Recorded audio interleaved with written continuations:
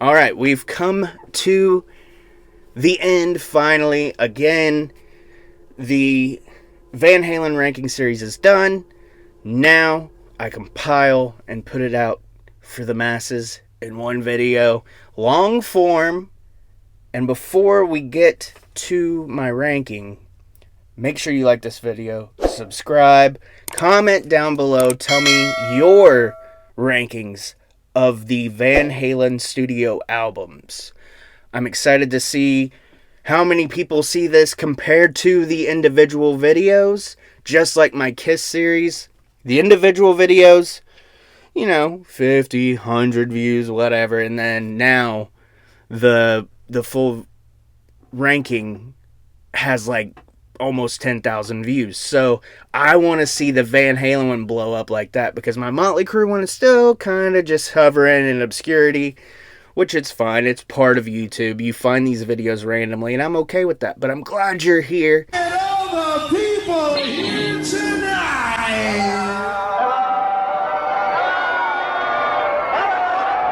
At number 12, Van Halen 3, released March 17th, 1998. Well, we finally found one, an album by one of my favorite bands ever that I can't stand. Was it because they were on their third singer?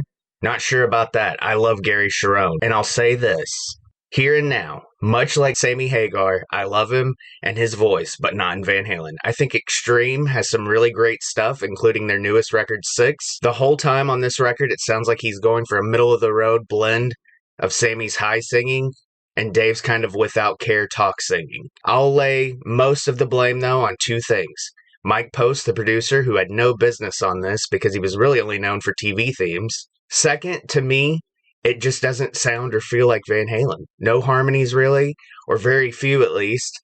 I mean, even on Running with the Devil from Van Halen 1, Michael Anthony's high harmonies with Dave helped make that song, and he's only on 3 tracks on this record. People call this the Eddie Van Halen solo record, but I don't even think of it that way. Outside of the instrumentals and How Many Say I doesn't even sound like Van Halen anyways. But it's not Eddie singing. Eddie even plays bass and drums on a few tracks. Like, you have one of the greatest rhythm sections in music history. What's the point? I mean, it's really all over the place. I've heard Gary say something to the effect of it's an album that should be remixed because there's good stuff under all the slop. Unfortunately, it's part of their history. However, the plus side is it makes my decision of putting it dead last on my list really easy. One more thing on Gary. If I were asked in 1998, even though I was 11, if I wanted to be the lead singer of Van Halen, I'd say, hell yeah, man. Least favorite track, How Many Say I? Sorry, Eddie. You're a guitar god, no question. I don't even hate his voice, but it's just not that Van Halen sound. I mean, it's Van Halen in name, but that's it. I don't care what year it is. This wasn't and isn't what I'm looking for when I put a Van Halen album on. Favorite track? Pretty easy. Fire in the Hole.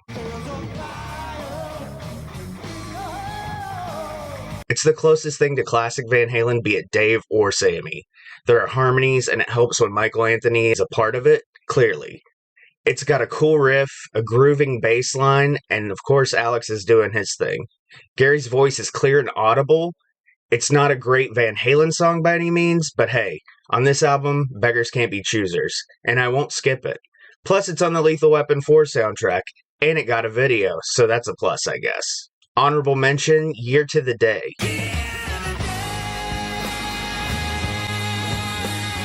While it's not a Van Halen sound really, it's a decent enough song, and there's not a lot to choose from here, so that's why this goes here.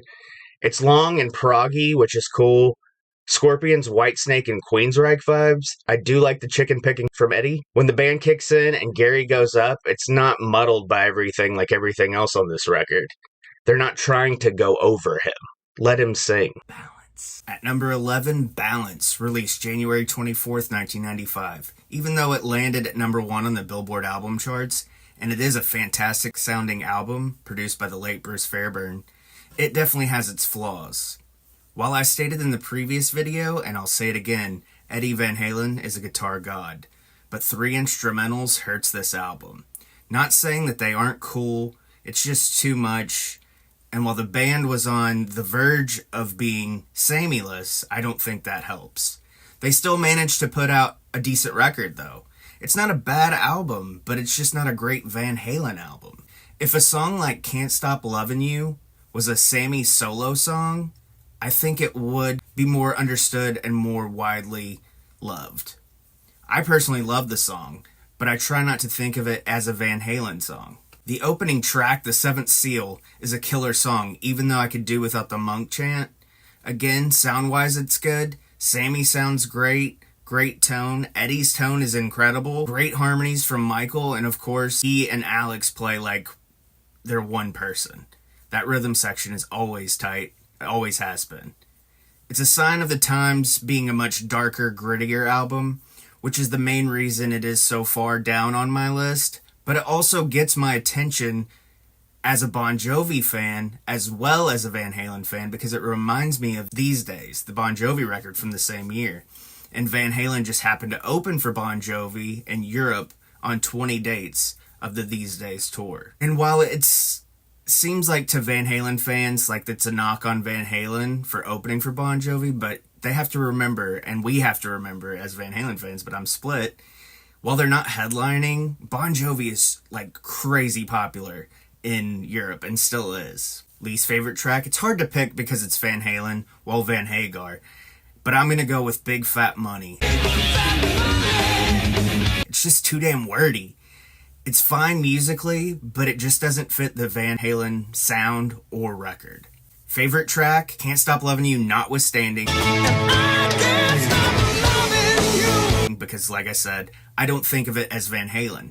So I'll go with Amsterdam. I've read that Eddie thought it was stupid. It was supposed to be about where he and Alex were born, Amsterdam, but it ended up being just a pot-smoking party song. It is Van Halen. Honorable mention, The Seventh Seal. Take out the monk chant, like I said before, please. But other than that, it's a really cool sound and it's a bit different. A bit contradicting, Tommy. But Sammy's tone and Rod Stewart's infatuation type of delivery sounds great. Speaking of tone, man, Eddie's guitar tone is killer, and not just on this song, but the whole record. Eddie said in an interview that Seventh Seal was actually a song that was written before Van Halen, which could also add to its cool factor, and it was nominated for a Grammy. Not that that necessarily makes it cool, but it's always cool when our favorite bands get a nod from the Academy. At number 10 for Unlawful Carnal Knowledge, released June 17th, 1991, and the band's third number one in a row. Should have been fourth. Damn that Michael Jackson. Just kidding. Thriller's a phenomenal album, obviously. The band would eventually get to 4 number one albums in a row, with 1995's Balance previously ranked. Fuck also brought back longtime producer Ted Templeman into helm the knobs for the first time since 1984. It took the band 13 months to finish this album, and just in time too, as it would be released 2 months later. Apparently this had to do with Sammy Hagar having issues with Andy Johns, who also mixed the Led Zeppelin records, but he was co-producer, engineer, and co-mixer. The album would eventually go triple platinum status and won Van Halen a Grammy Award for Best Hard Rock Performance, beating out the likes of AC/DC with Money Talks, Alice in Chains, Man in a Box, Guns N' Roses, Use Your Illusion 1. That's impressive. The band would go on tour in August, wrapping up in May of 1992, totaling out with 99 shows. Alice in Chains just happened to be the opener, who they would go on to beat for the Best Hard Rock Performance Grammy in 92. Those shows in Fresno, California were filmed for the Live Right Here Right Now, which was just re-released on vinyl this year. Least favorite track? Spanked. Not necessarily a bad tune, just reminds me of Whitesnake with an Eddie Van Halen solo and Van Halen harmonies. Not that I don't like Whitesnake, because I do, but if I wanted to listen to Whitesnake, I would listen to Whitesnake. Favorite track? Judgment Day. Its aggressive start goes back to the beginning of Van Halen, followed by a great chord progression, melody, and of course, while not Van Halen of old, harmony. And what would a Van Halen track be without a solo? Honorable mention, Pound Cake. It's a cool rocker with a drill. That's right, Eddie Van Halen with a drill on his guitar. That's all I gotta say about that. Number 9, OU812, released May 20th, 1988. Van Halen's 8th studio album and second to feature Sammy Hagar on lead vocals. It was also the second album in a row to hit number 1 on Billboard. I've heard that the album title is a knock on Dave Lee Roth's first full solo album, Eat 'Em and Smile, which, while somewhat childish, is actually really funny because, let's face it, my sense of humor is basically fart and dad jokes. The album was produced in-house with a little help from usual engineer Don Landy. While not a bad album, honestly, it lands here due to lacking sonically, basically no low end. The keyboards in Van Hagar don't really bother me, nor do the ballads. Really, honestly, the ballads and Finish What You Started, before I really started diving deep into Van Hagar years. For this, that was really all I would put on any Van Halen playlist I made with Sammy. Sammy's voice lends itself better to slower bluesy rockers like here with the aforementioned Finish What You Started or Black and Blue. It's also more of a Van Halen sound with harmonies taking us back to the DLR glory days. Or with ballads like When It's Love. Yes, it's a ballad. While I'm on that subject, can I say this? It's really annoying to me when these rocker YouTuber dudes whine about how much they hate ballads. Hey man, ballads got you laid back in the day. And just because you aren't banging your head to it doesn't make it a bad song. Grow up. Okay, ran over. Least favorite, Feels So Good. Yes, I know what I just said. I like ballads. I don't mind synthetic Van Hagar. Sammy's voice is great on slow songs, blah blah blah, harmonies, yeah. This isn't a bad song. It's not worst favorite song. This one, out of all the others, just didn't do it for me. Favorite song, Finish What You Started.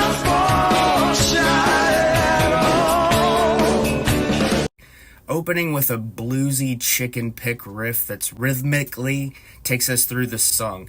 Like mentioned before, I'd love some more bass on the whole album, and that's really lacking on this song here. But nice harmonies, and Sammy sounds great. Also, speaking of bass, Mikey's barely in the video. I mean, come on. Honorable mention, When It's Love. Send all your hate in the comments. I feed off of it. Little long on the intro here, but it's got a great harmonic, catchy chorus. Go ahead, rocker guy on YouTube that films in a dark room 100 miles away from the camera. Tell me when you're alone, you don't catch yourself singing or humming along to this song. I know I do. It's got a great groove and a beautiful solo from Eddie, and Sammy sounds phenomenal. Is it Unchained or Beautiful Girls? No. But good tunes is good tunes. 5150, released March 24th, 1986. Van Halen's first studio album with new vocalist Sammy Hagar. Obviously already established as former lead singer of Montrose, and a successful solo career, having released 8 studio albums and songs like Red, Heavy Metal, Your Love Is Driving Me Crazy, and of course, I Can't Drive. The album was named after Eddie Van Halen's home studio, which was first used on the album 1984 prior. It was still being built at the time. Named after the California law enforcement code for mentally disturbed person. While being the band's first #1 album, with 1984 peaking at #2 thanks to Michael Jackson's masterpiece Thriller, and even though 1984 would obviously go on to sell more albums over time, the band, seemingly frustrated with David Lee Roth's solo career and talks of an upcoming movie starring Diamond Dave, pushed the band to move forward. Conflicting statements over the years say he quit or he was fired. Eddie's mechanic is actually the person that suggested Sammy Hagar, and they started working almost immediately on 5150. I've heard over the years that some of, or a lot of, the music was already worked on for David Lee Roth in mind. Also, the first album did not have producer Ted Templeman, who would be working with Dave on Eat 'Em and Smile. Longtime engineer Don Landy would take over as producer, as well as help from Mick Jones from Foreigner. While I really enjoy this album, and agree with many that this, the first album with Sammy, is the best of the Van Hagar era, my issue is with that, the production. It's almost too balanced. It doesn't have that live feeling, balls to the wall vibe the band originally had with Templeman at the helm. Again, not bad, just my opinion. Honestly, the tracklist is solid, and it's tough to pick a least favorite song. That's right, as I've said before, I'm a sucker for ballads, and this album definitely has a couple. Least favorite song, Dreams. Before you send the mob, let me say I really do like this song, but as I mentioned, it's a really good track list, and this is difficult. However, the first time I heard this song as a kid, it just made me think of the Olympics. Not saying that's a bad thing necessarily, but it's just not Van Halen to me. A great Sammy song, nonetheless. Favorite track, Why Can't This Be Love? So tell me why can't this be love? Yes, I'm contradicting myself, as this is a kitschy power ballad of epic proportions. However, it's so catchy with a great groove and hook, it's hard not to love it. Take note, rocker boys. Honorable mention, Inside. While Sammy is in no way the humorous and witty Diamond Dave, this one has a fun little throwback with a chattering conversation going on in the background that gives this one a small element of that original lineup, and throw in a funky groove on that bass line. Not saying this is the second best song necessarily, but it's a fun, sneaky album closer. At number 7, A Different Kind of Truth, released February 7th, 2012. After the success of the reunion with Diamond Dave, the band goes into the studio to record a somewhat brand new studio album with producer and part-time Bon Jovi sideman John Shanks. Obviously, still sans Michael Anthony, Wolfgang makes his one and only appearance on a Van Halen studio album. Splitting time between Henson Studios and 5150, 7 of the 13 songs are ideas that were never used, or at least parts were used on other songs, but not fully used. Just a riff here and there.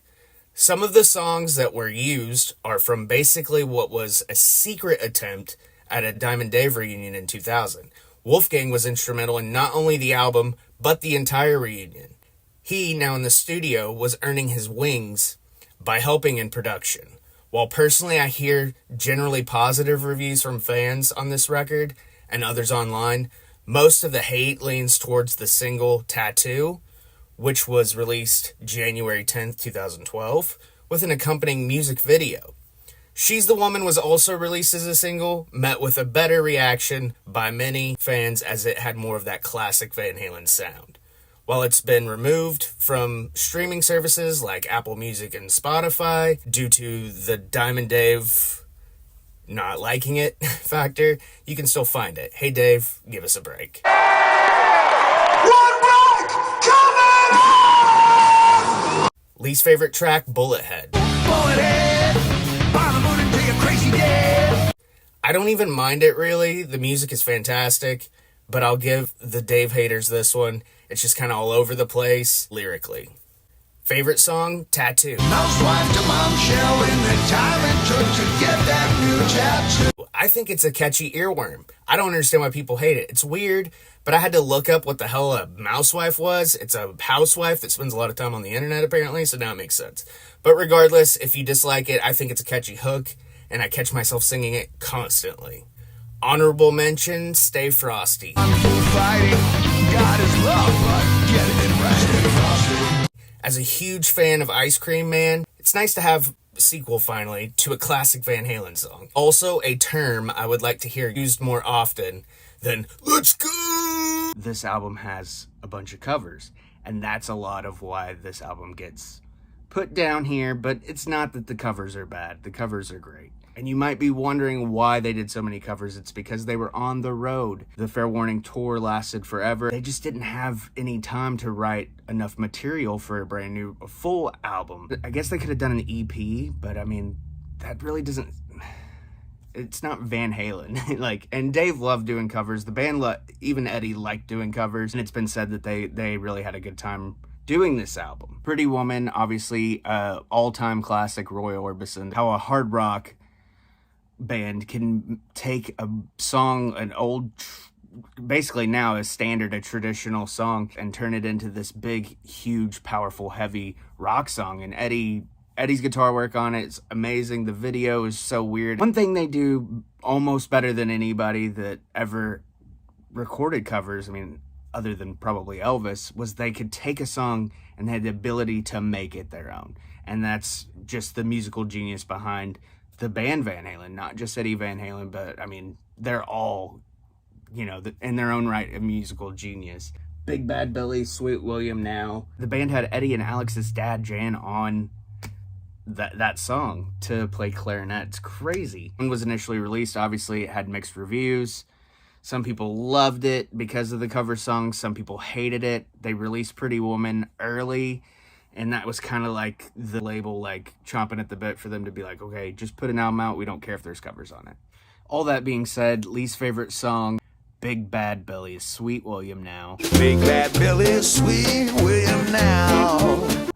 Yes, it has Jan Van Halen on it playing clarinet. Yes, it's catchy as hell. Yes, it's jazzy, folky, old westerny vibe to it. You're vamping. I can't say that it's not Van Halen because everything is Van Halen when they're on it. It's got a whole different vibe to it. So as much as I like to sing along with it and as much as I listen to it, I'll put that here just because I'm fair, and I do that with all of these albums. So I'm going to go with Big Bad Billy is Sweet William Now. Favorite song, Little Guitars. I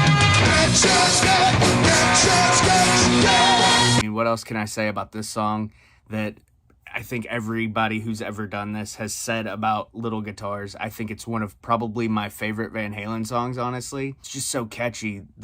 Obviously Eddie's guitar, Dave's like spunky, like islandy kind of señorita, and then, you know, catch as catch can. The harmonies on it, everything about it just screams Van Halen. And it's a shame that some people don't like this record. And I hope that even if they don't like this record, they still can get into this song and really sing along with it. Honorable mention. Some people are going to be so mad that I'm doing this, but I have to do it. I'm going with a combo. Intruder intro into Pretty Woman. That slide into Pretty Woman is so cool to this day. You watch the video, it's like a long form. It's almost like a Michael Jackson video because you get the intro and then you get the video as well. And it's such a weird, it's so weird. David Lee Roth is Captain Crunch. You get samurais, all that. It's just, it's a wacky video, even for this time. And like, Dave is just like, he doesn't even lip sync in the video. He's just like stone faced talking on the phone and stuff. It's hilarious. But man, this version is incredible.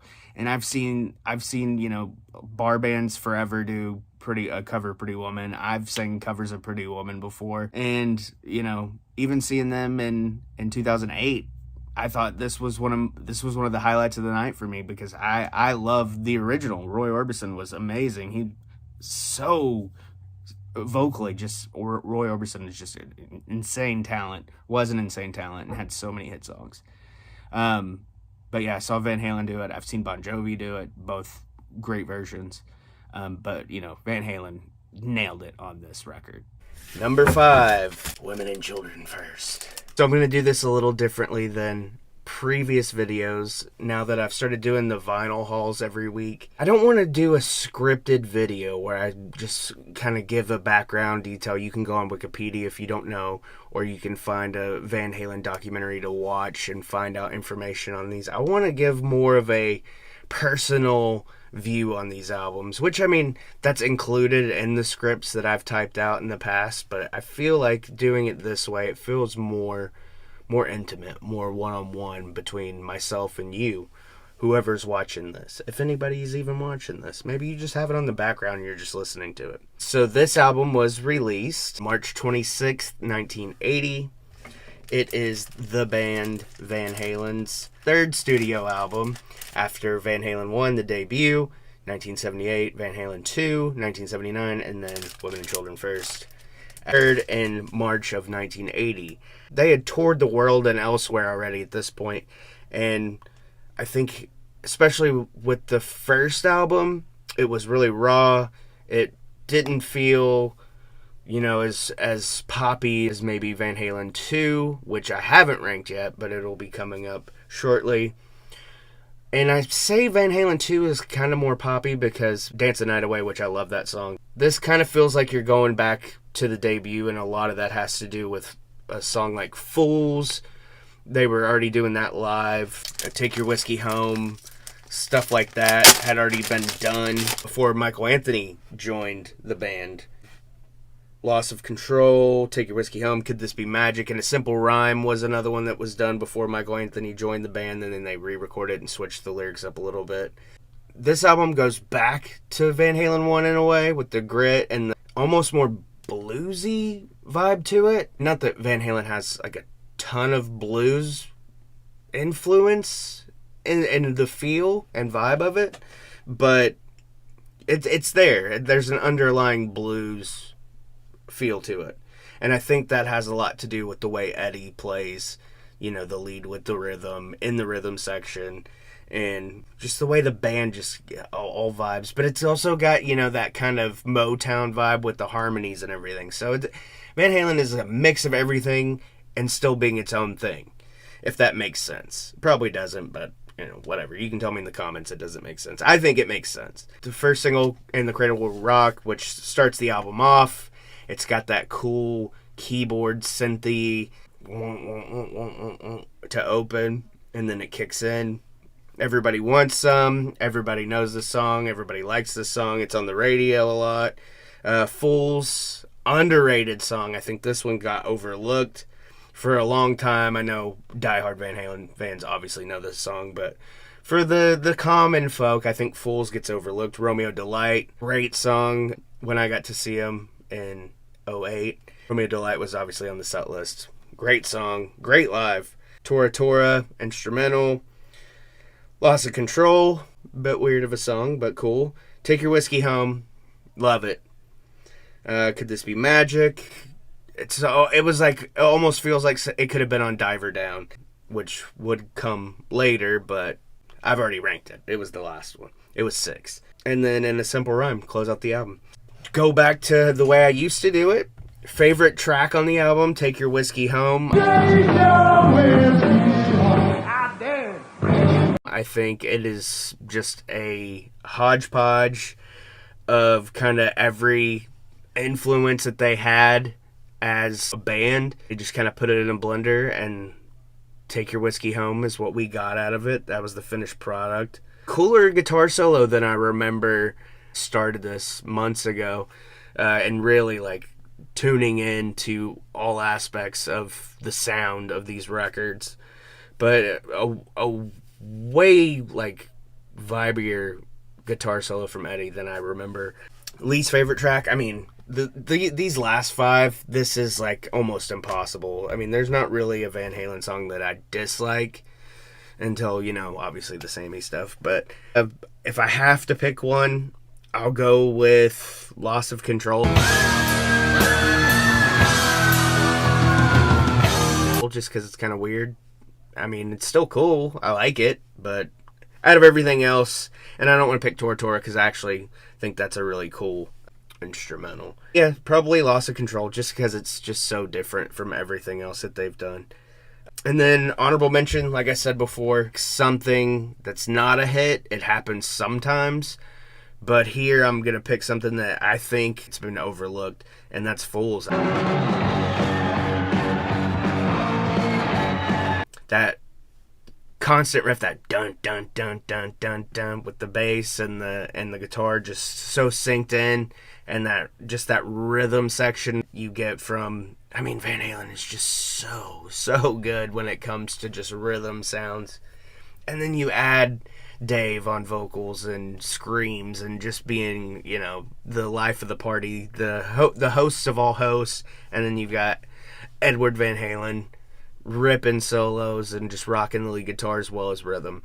And I think Alex Van Halen's one of the most underrated drummers, and he shows it here, how good he is. I mean, the first 2 albums, obviously, he had already cemented himself as a great drummer, but I think here is when he really starts to kick in, and then I think even further in Fair Warning, the next album that would be coming up. So, at number 4, Released April 29th, 1981. Van Halen, Fair Warning. And I know in the comments somebody will say, oh, how could you rank that at number 4? It's my favorite Van Halen album. I get it. But there's also some people who say that 5150 is their favorite Van Halen album. It's all a matter of opinion. It's all a matter of your musical taste. It's all a matter of your mood.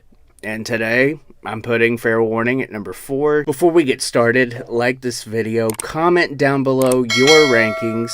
Tell me about where you would rank Van Halen's Fair Warning. Is it your number 1? Let me know in the comments. And of course, subscribe and like this video. I've had it sitting at 4. It went from 4 to 3, back and forth the last couple of weeks. But I feel like my number 3 that I have right now is number 3 on my list, my personal list. Again, personal preference. It's at number 3 for a reason, and I think it's because I just listened to it more. I have listened to Fair Warning so much recently, at work, at home, spinning the vinyl, listening to it with AirPods, just trying to get different vibes from it, and it just, right now, I can't rank it higher than 4th. So let's go through it. This is known more as the darker Van Halen album. It was the slowest selling Van Halen album during the David Lee Roth era. I mean, it still sold 2 million copies, and I'm sure that number is way higher now. Especially since Eddie's passing, I feel like, you know, the Van Halen fans kind of came out of the woodwork all of a sudden. But, I mean, it opens with Mean Street. Great riff. Just going off of, I don't want to give away my least favorite, which least favorite is so hard to pick one out of this album, because all of these songs are good, and this is going off the back, which isn't in order, but Mean Street, So This Is Love, cool little, it's almost got, to me, it almost has a Jim Dandy kind of vibe, and I got hell on a short that I made from a discussion we had on a live about the debut album, and I was telling Levi about how Dave kind of stole his look from Jim Dandy from Black Oak, Arkansas, and So This Is Love kind of has that Jim Dandy to the rescue kind of, it's got that, just that vibe from it. Push Comes to Shove, super cool, funky bass line. Dave's kind of reserved, and it's just kind of like, well, he kind of always talk sings, but it's just like his tone is just lower, and it's more reserved than, you know, it's not as many squeals. It's just kind of like, it's just kind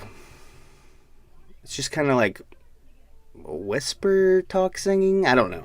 Anyways, we'll move on. Center Swing, super cool song. Unchained, classic, absolute radio classic. Everybody, I feel like Unchained is a Van Halen signature song. That's one of those songs that come on, which, I mean, kind of any Van Halen song comes on the radio, you know it's Van Halen, but Unchained specifically, I call that a signature song. Unchained, Panama, Jump, of course, Ain't Talking About Love, Running with the Devil, Jamie's Crying, so many others. But I that's like not so much a hit like on the charts, but like in the fans' hearts, like number 8 on the charts, number 1 in your hearts. Dirty Movies, another super cool, like, you know, prostitute song, kind of like Kiss Strutter. Hear About It Later. Hear About It Later to me always felt like the big brother of Finish What You Started from the Sammy era. Sunday Afternoon in the Park, cool way to kind of like start bringing it towards the end of the album, interlude, kind of solo, instrumental, and then One Foot Out the Door, closing it out. But yeah, I mean, produced by Ted Templeman, of course. That's Van Halen's go-to. In the beginning. There it is. There's the back. Where's my camera? Least favorite song from this album? Super tough. But, man, I'd have to go with Hear About It Later. Just because I feel like if I was a new fan getting into Van Halen and I'd heard everything already, I would kind of feel like Hear About It Later and Finish What You Started kind of go hand in hand. And it's not like it's a throwaway song, it's a cool song, but just if I have to pick one, I'll go with Hear About It Later. Favorite song, like I said, signature song, Unchained. It's such a classic, and when I hear it to this day, like, it's one of my favorite Van Halen songs. I don't care that everybody knows that one. I'm not trying to be, like, against the grain and, like, whoa, I can't like that because everybody likes that one. It's a good freaking song. That's why everybody likes it. And, you know, come on, Dave, give me a break. One break coming up. It's such a cool little breakdown that, like, from the studio, like, it was just something that didn't feel like it was done before. Or since, really. Honorable mention, I'll go with Push Comes to Shove. Because I feel like Michael Anthony's bass line alone is so funky in that song that it deserves to be mentioned again. It is one of the coolest bass lines in all of Van Halen, and there's a lot. The bottom end on this entire album is so, like, audible and good. And there's like cool little things that Eddie does, just playing rhythm along with Michael and Alex. And Dave sounds great on this album. I mean, as far as, like, dark, yeah, I get it. It's kind of grimy, kind of gritty sounding, but the production value is great. So it's not like it's a shitty sounding album. It's a great sounding album. It's just the overall tone of the album is darker. So I get it. But yeah, so number 4, Fair Warning, Van Halen, 1981. Released March 23rd, 1979, Van Halen 2. There's the back. Alright. So this album came pretty quick because the first album was released in February of 78. They toured extensively, then went into the studio, got the second album done.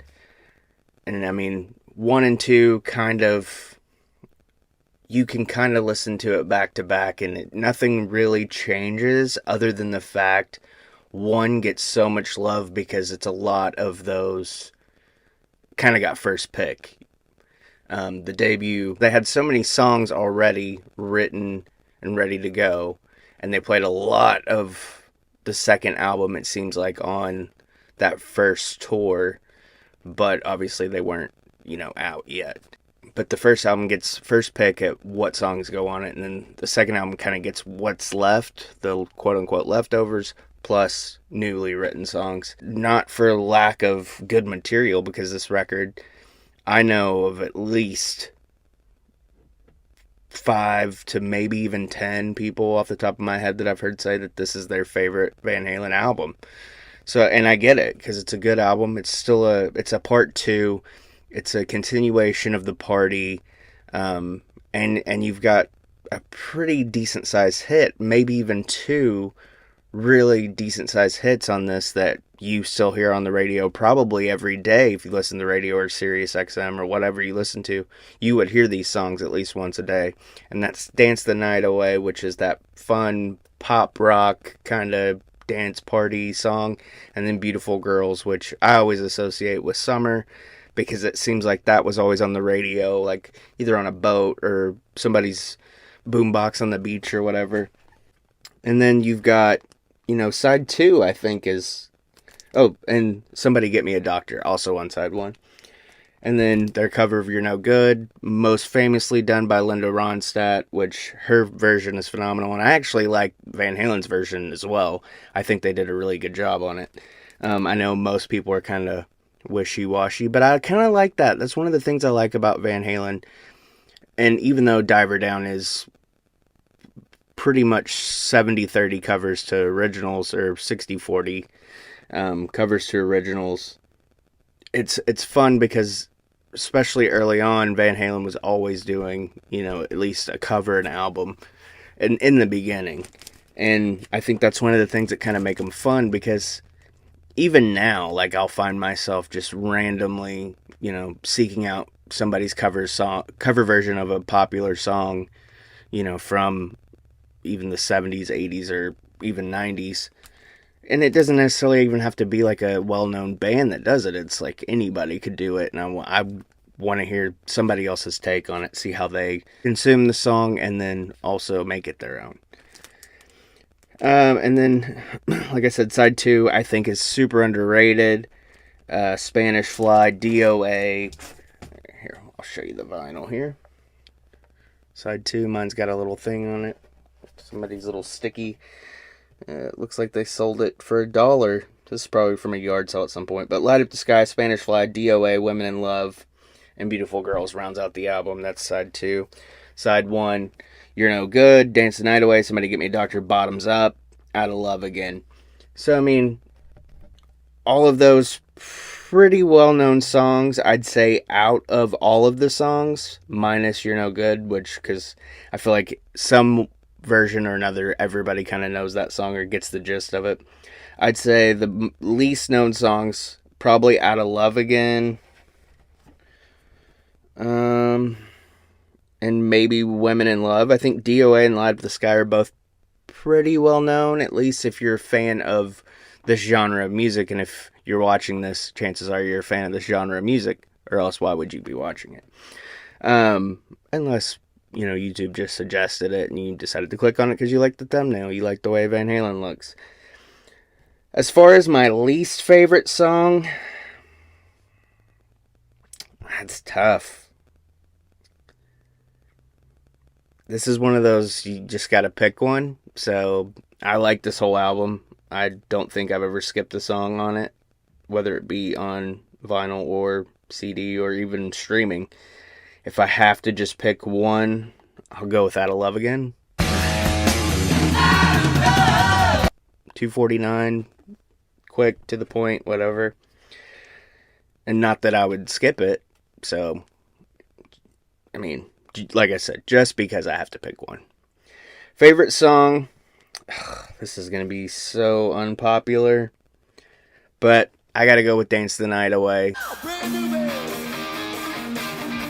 I've always loved that song, the way it opens, that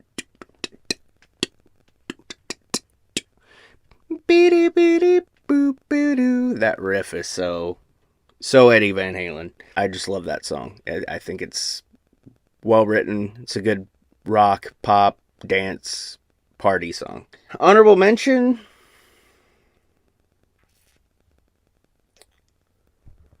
I'll go with DOA. They found a dirty-faced kid in a garbage can. I think this is a song that among Van Halen fans, we love it, but to the common folk that maybe just kind of listen to Van Halen for the hits, probably, I mean, they've probably heard it if they've listened to Van Halen, like, other than the radio or just, maybe owning 45s even back in the day. But I feel like that is a good representation of the band, and if you're looking for something on this album, that's what my honorable mentions are. If you're looking for something on an album that you might not hear traditionally in a rotation of some kind, DOA is what you should seek out on Van Halen 2. Easily my favorite Van Halen album on some days. However, most days it's not. However, my favorite Van Halen song is on this album, which it's hard to... This is going to be probably... 2 and 1 will be the most difficult to pick a least favorite song. This one's going to be kind of like the popular least favorite amongst like fans. But before I get to that, this album was released January 9th, 1984. It peaked at number 2 on Billboard, only beaten out by Michael Jackson's Thriller, which is a phenomenal record in its own right, and it just so happened to feature Edward Van Halen playing on Beat It, which is kind of funny. But when you think of the biggest years in music, 1984 ranks right up there with possibly the best. I mean, there were so many great albums that came out in and around this time. You had Thriller, you had Purple Rain, Sports, this. I'm sure Hall & Oates had a record out this year. This is a huge album. The 3 biggest videos, I would say, of Van Halen's career, maybe right now might rank up there. Jump was a number 1 song. And unfortunately, Jump is going to be my least favorite of this album. And it's not that I don't like it. I do. If I'm having to pick, like, I've heard Jump more than any other song, and I feel like it's like the popular choice. So since last week I went against what most fans would want with Van Halen 2, I picked Dance the Night Away as my favorite. So I'll kind of go with the flow and say that Jump would be my least favorite, just because it's on all the time. I don't think I've ever changed Jump. I don't think I ever would. Obviously, when I partied, I seeked out Jump. But I also seeked out my favorite from this record. And I know some people hate this song still. And I know some people are sick of it. But holy fucking shit, man. I love Panama. It is one of my favorite songs of all time. I would say probably in my top 5 favorite songs of all time. Panama is an incredible song. It is fun to listen to in the car. It's fun to listen to on a boat. It's fun to listen to on your lawnmower when you're mowing the lawn. It's fun to listen to while you're partying. It's fun to listen to while you're doing other things that you should or shouldn't be doing.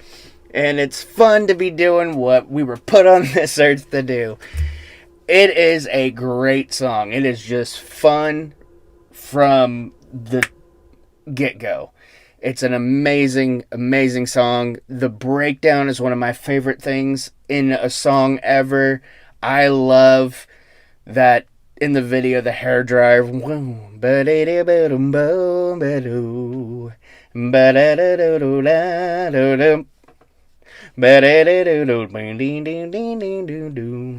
then Dave kicks in, all serious, and he's crawling on the stage.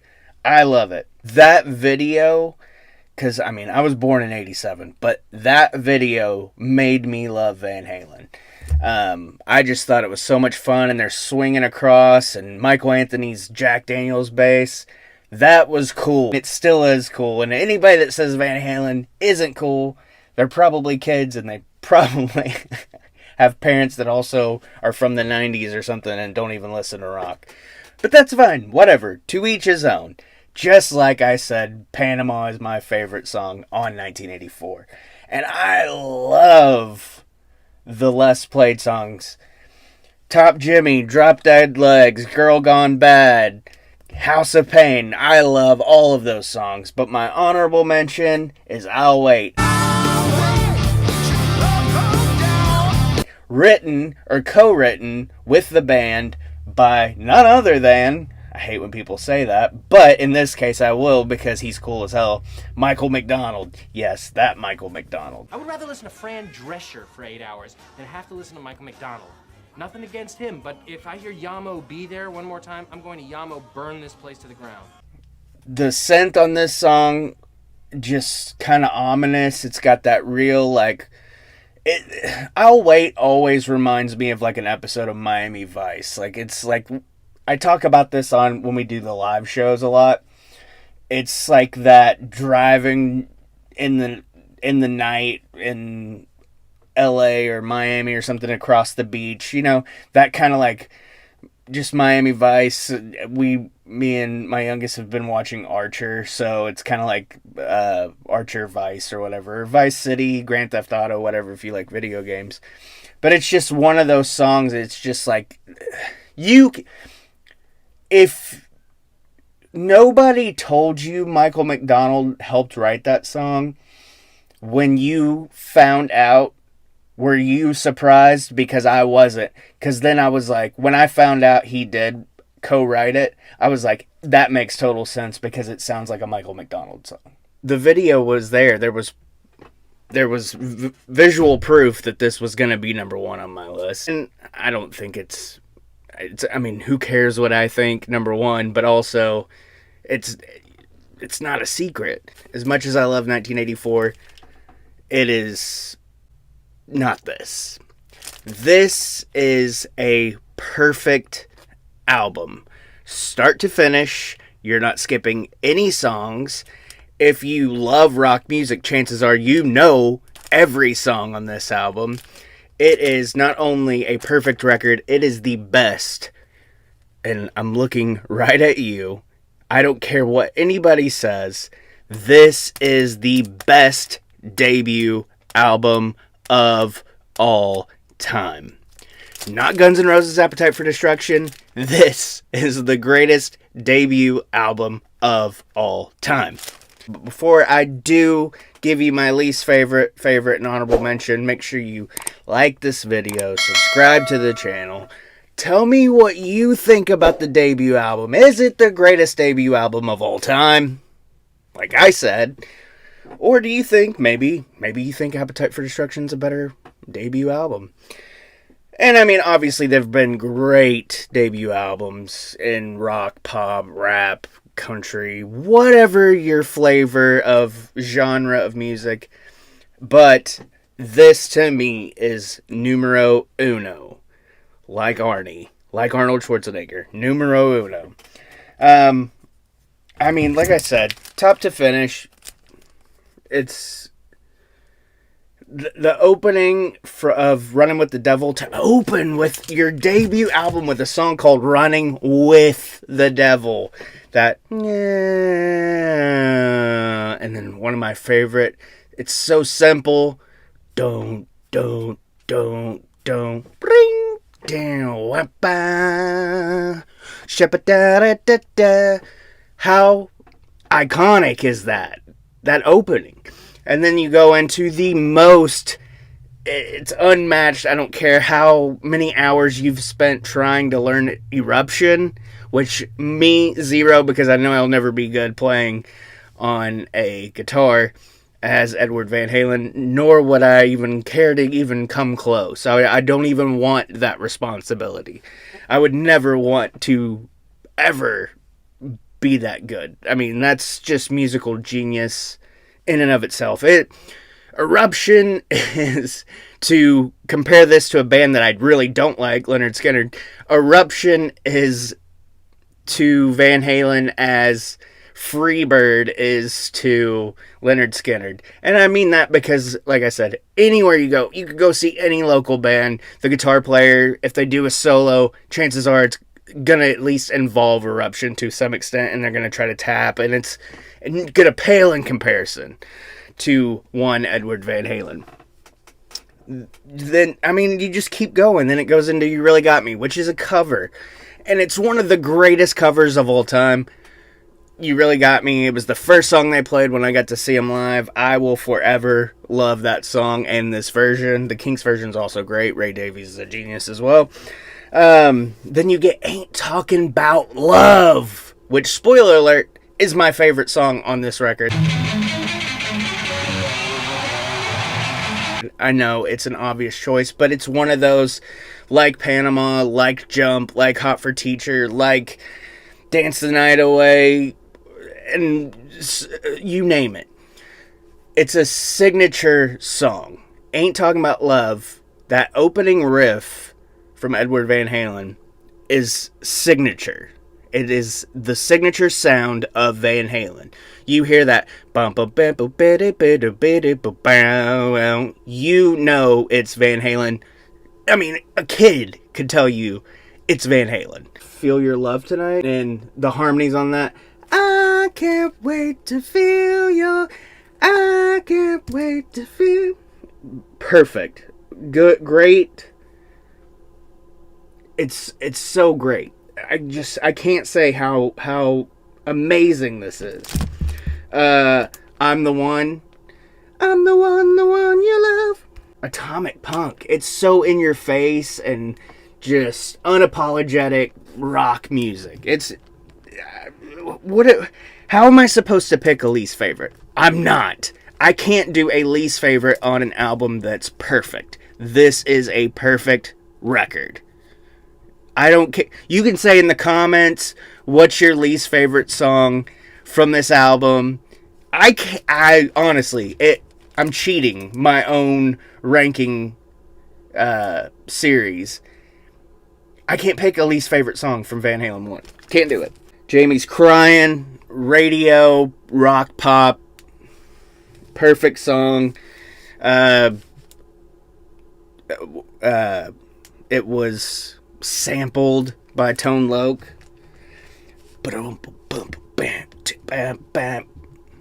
Wow, wow, Wild Thing. Tone Loc, also known as Jamie's Crying. The drum and the riff. And then my honorable mention, Little Dreamer.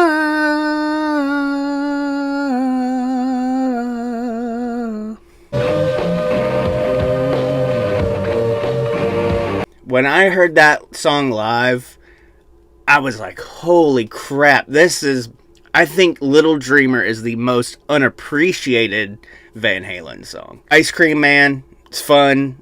You know, Dave always has his blacklight poster in your friend's basement, rolling a doob on a vinyl. It's so cool because it's just boom, ba-doom, ba-doom, ba-doom, ba-doom, ba-doom, just simple. And then, you know, the band kicks in and it's full blast for the end. And then to wrap up an album with a song like On Fire. I'm on fire! That's balls, man. You open with Running with the Devil, and then you close with a song called On Fire. And then you go on tour, you open for Black Sabbath, you crush them, take their fans, and then you go back in the studio, you record and release Van Halen 2, you keep going, and it's just amazing how much, and you can almost compare, I'm going to say this, and this will probably be controversial, but nobody cares about my opinion anyways. You can compare the impact that Van Halen made in a brief, 78, which I mean, I know they were practicing, honing their craft, if you will, but 78 to 84, 6 years.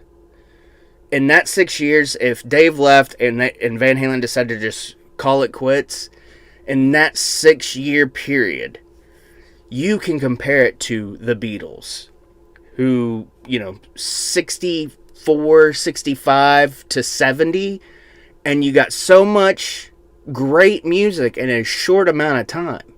I think people really forget how short of amount of time the Beatles were together, how short of amount of time that the original Van Halen lineup was together, and they had failed attempts at reunions, and what was it, 96 at the MTV Awards, and Dave showed his ass, and they were like, oh, we ain't doing this. And then 2000, they got back together with Dave and Michael Anthony, and they were going to record what became Different Kind of Truth, and that never happened, but at least we got the songs, even though Michael Anthony didn't play on those. But I mean, you think about it, like Van Halen 1, Van Halen 2, Fair Warning, Women and Children First, not in that order, Diver Down in 1984.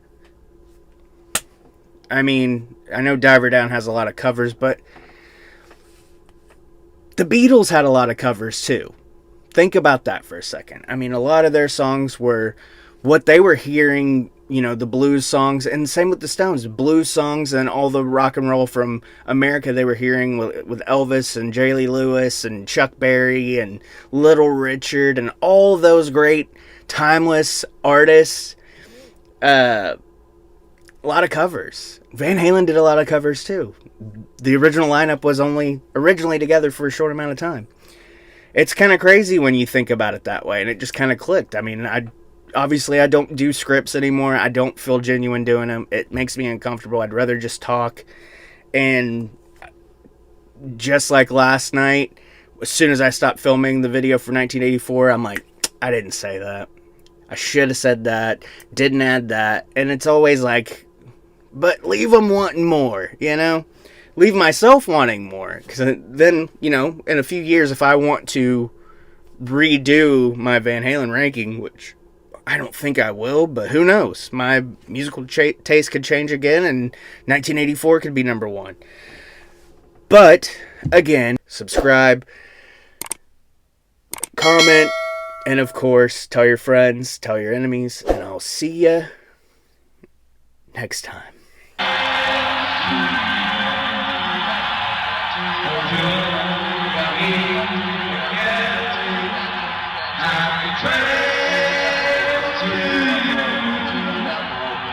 It's fine.